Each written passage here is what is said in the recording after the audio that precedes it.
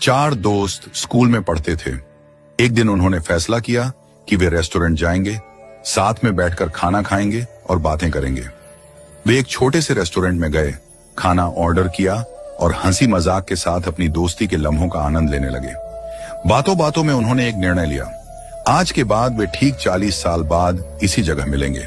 वे तब तक अपने अपने करियर में व्यस्त रहेंगे और सफलता हासिल करेंगे। शर्त यह थी कि जो सबसे देर से पहुंचेगा वही पूरे खाने का बिल चुकाएगा। समय बीतता गया।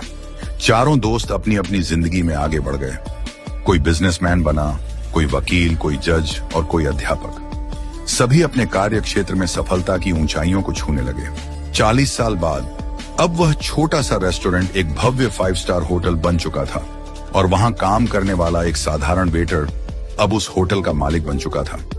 वह भी उस दिन का इंतजार कर रहा था। समय आया और पहले एक दोस्त पहुंचा, फिर दूसरा, फिर तीसरा। वे एक दूसरे से मिलकर बेहद खुश हुए, लेकिन चौथा दोस्त अभी तक नहीं आया था। थोड़ी देर बाद होटल के रिसेप्शन पर फोन आया। होटल मालिक ने फोन उठाया और कहा, आपके चौथे मित्र ने कहा है कि आप लोग खाना शुरू कर दीजिए, वह बस आने ही वाले हैं। तीनों ने सोचा कि शायद वह किसी काम में फंस गया होगा और सबसे देर से आने वाला वही होगा। उन्होंने भोजन किया, पुरानी यादें ताजा की, अपनी अपनी जिंदगी के अनुभव बांटे। काफी देर बीत गई, लेकिन चौथा दोस्त नहीं आया। जब बिल मंगवाने का समय आया तो होटल मालिक ने कहा, बिल पहले ही चुका दिया गया है। तीनों हैरान हुए। किसने? होटल मालिक ने जवाब दिया, आपके मित्र ने। थोड़ी देर बाद जब वे जाने लगे तभी होटल के बाहर एक सरकारी गाड़ी आकर रुकी। गाड़ी से शहर के कलेक्टर उतरे। कलेक्टर ने तीनों दोस्तों के पैर छुए और कहा, अंकल नमस्ते। तीनों हैरान रह गए। ये कौन है और हमारे पैर क्यों छू रहा है? कलेक्टर ने नम आंखों से कहा, मैं आपके चौथे मित्र का बेटा हूं। तीनों अवाक रह गए। कलेक्टर ने बताया, मेरे पिता ने आप सबसे मिलने का सपना देखा था।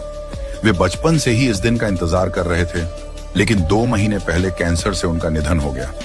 मरने से पहले उन्होंने मुझसे कहा था कि अगर मैं उस दिन जीवित न रहूं तो तुम मेरी जगह वहां जाना। उन्होंने कहा था, मैं सबसे ज्यादा देर से आऊंगा, इसलिए बिल भी मैं ही चुकाऊंगा। ये सुनकर तीनों दोस्तों की आंखें भर आईं।